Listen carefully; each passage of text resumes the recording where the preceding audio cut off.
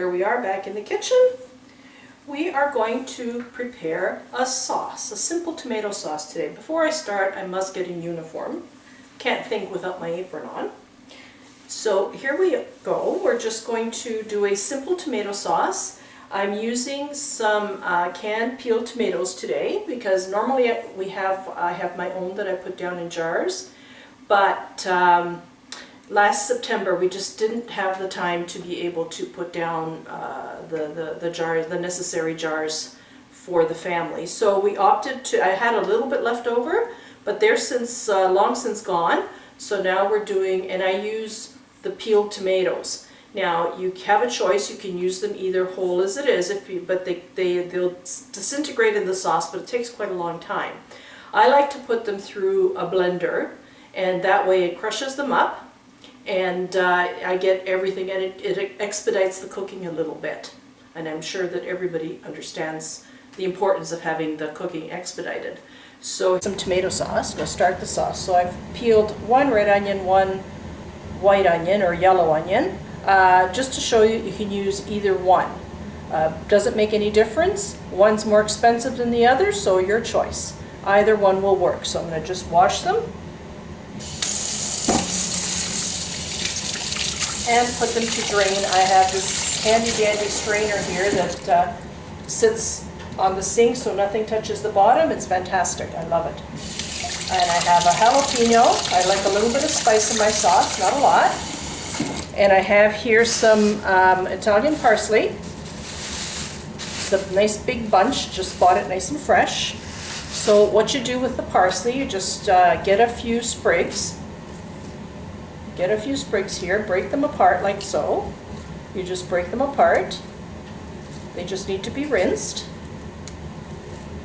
Okay, just like that.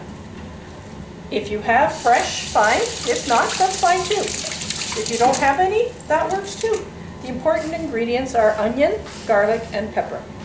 And I have my garbage right here, my compost. I try to have as little carbon footprint as possible, so most of my garbage is actually compost. And here I have some pretty sad looking basil, but it still has a flavor. And I will put it in the sauce when it's almost cooked. It is just a beautiful, basil is really quite a prima donna herb. It really has a short shelf life. And the best way to keep it is just, I made a mistake of not putting the stems in the glass with some water. That's the best way. So here we are, we're rinsing it, putting it here to drain.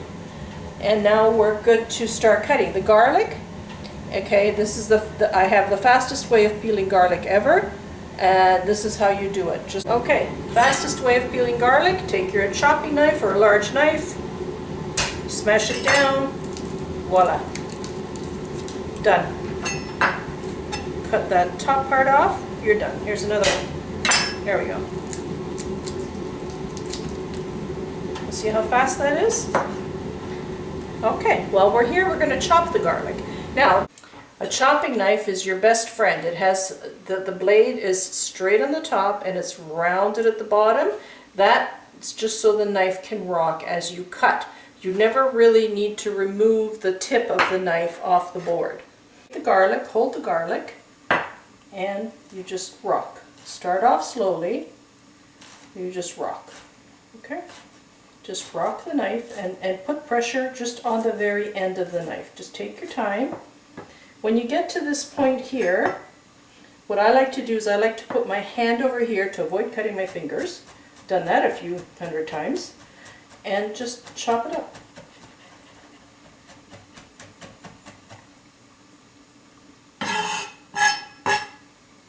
Now for a sauce, it's going to cook, so it doesn't really matter if it's 100% uniform or what the story is. Chop up, cut off any bad spots. You don't want those in your sauce. So that's the garlic. I'll put that over to the side. Oh, here's a stray piece. Now I'm going to cut the onion. Just bring my herbs over to where I'm working.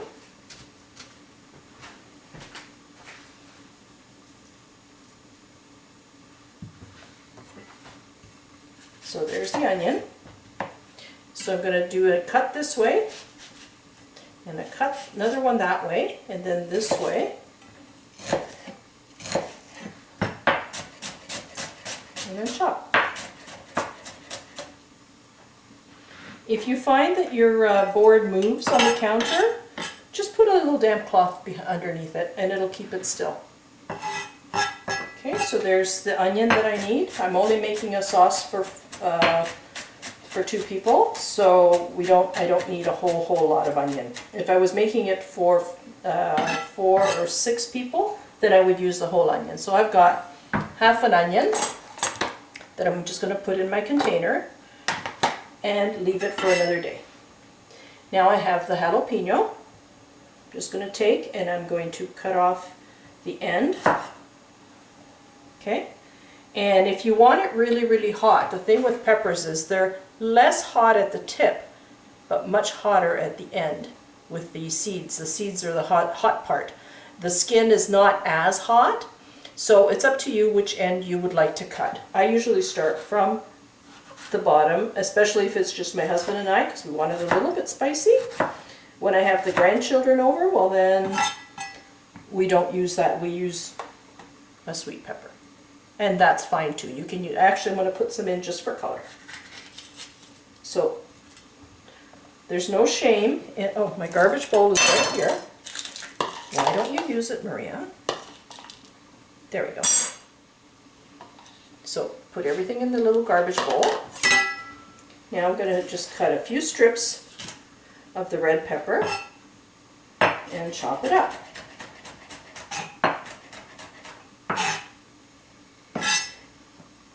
Knowing how to use a chopping knife will expedite your work in the kitchen exponentially. So now I have my herbs all cut.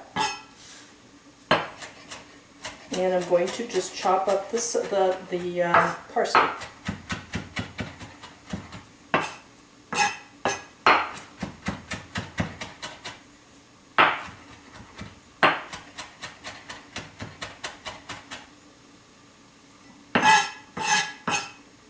There you go. I mean, everything will disintegrate in the sauce by the time it cooks, so you don't really have to be too particular as to how you chop them up. So there we go. These go back. That gets covered. Okay, that gets covered. Now I'm going to. My vegetables are ready, so now I'm going to prep my tomatoes. And by prep the tomatoes, I mean I'm going to crush them. So open up the can, which is very uncommon for me because normally I open up a mason jar. We usually do about 10 to 15 bushels of tomatoes in the fall. We put them down, and let me tell you, you've never had a tomato sauce as good as when you process your own tomatoes. I'm going to find my trusty blender, which is in here already plugged in, good to go. That's one of the perks of having your own custom kitchen. So I've got my meat slicer and my blender here, along with other things. So here we go.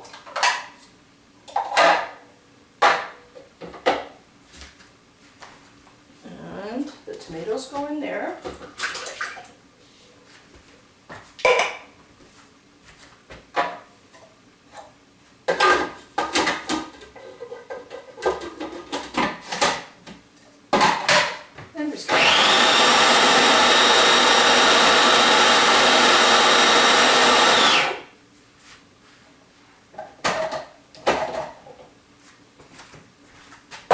Okay, that's ready to go. This is done. It can be put away.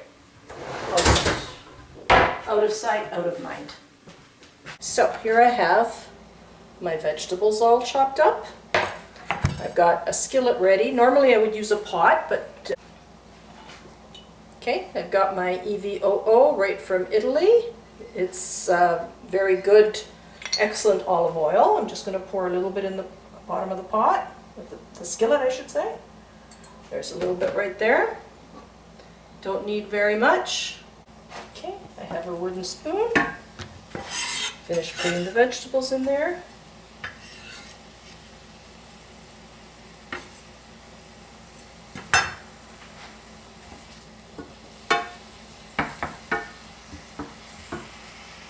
Everything except for the basil. The basil goes in after the tomato. Oh, straight piece of parsley. I'm going to add just a little bit more oil. Just a touch more. And that would be about 2 to 3 tablespoons, I would say.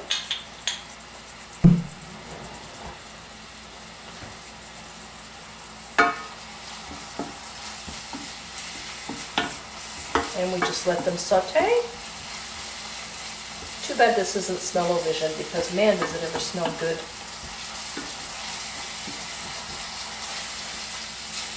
There we go. Turn the heat up just a bit. That's the other thing I love about induction. You get instant reaction to turning the heat up or down. So we just let that saute, just for the flavors to start coming out of the vegetables.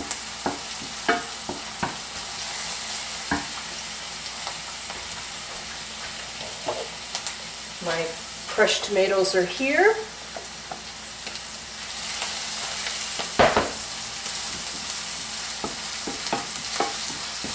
Okay, they smell perfect. So I'm going to put the tomatoes in. Now, waste not, want not, I'm going to actually rinse this with a little bit of water just to get all that excess tomato there.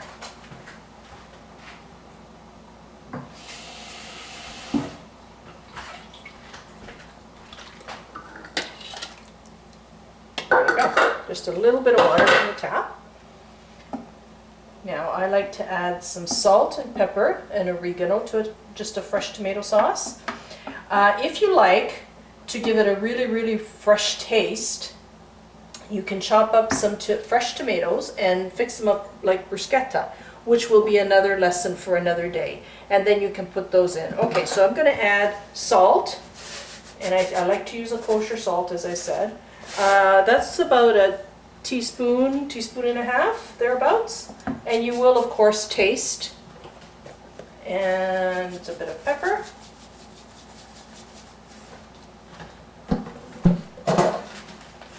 And this is oregano that I dried from my garden, so a little bit of oregano. It tastes so much better than the stuff you buy. And it doesn't take much to dry it. Just cover it up, hang it, cover it in a paper bag or newspapers or something. Go back to it a few weeks later and it's dried. That also is a lesson for the fall. Or actually, no, pardon me. That is a lesson for the summer, because oregano comes early and you have to pick it when it's as soon as it blooms, and then you get the best flavor out of it. Okay, so there we have the tomato sauce. Now this has to simmer. I'm going to leave it to simmer for about 45 minutes or so, possibly an hour, not because they're canned tomatoes, but I think 45 minutes should do it. At the end you taste, and if it still tastes a little bit acidic, just add like a 1/4 teaspoon of sugar, and that will cut right through the acid. So there you have it. Just let it come to a boil. Okay, find the lid. Forgive the noise, I'm not a quiet cook. Alright. So we'll just let that come to a rolling boil, then you turn the heat down to medium low. You want it to simmer, not to boil, not to be a rolling boil all the time. Okay? The sauce is cooking. Looks like it's almost done. Now I'm just going to grab a teaspoon and give a little bit of a taste. Just to see if it has enough seasoning. That's very important. You must just taste, even if it's at the tip of your tongue, as you go.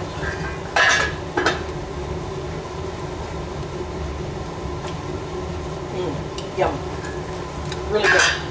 As I suspected, there's a little bit of acidity. So I'm going to get, and I'm going to add just this much sugar to it, right here.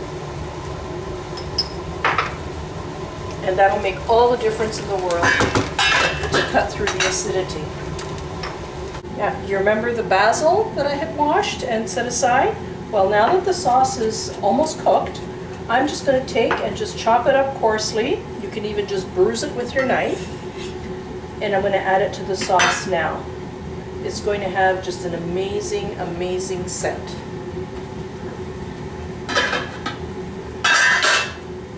Okay, so the chickpeas have been drained and are cool. They're ready to use in chickpea salad. Or if you just want to store them for the week, leave them to cool in the water and put them in the fridge right with the same water. Now that water will gel a little bit, so you can rinse them off before you use them. And there's sauce left over that's going to be put in a container and in the fridge as well. Once you have sauce, you've got your chickpeas. All you need is a little bit of pasta if you want, or you can even just put some chickpeas in here and cook them up, and you've got yourself a full meal.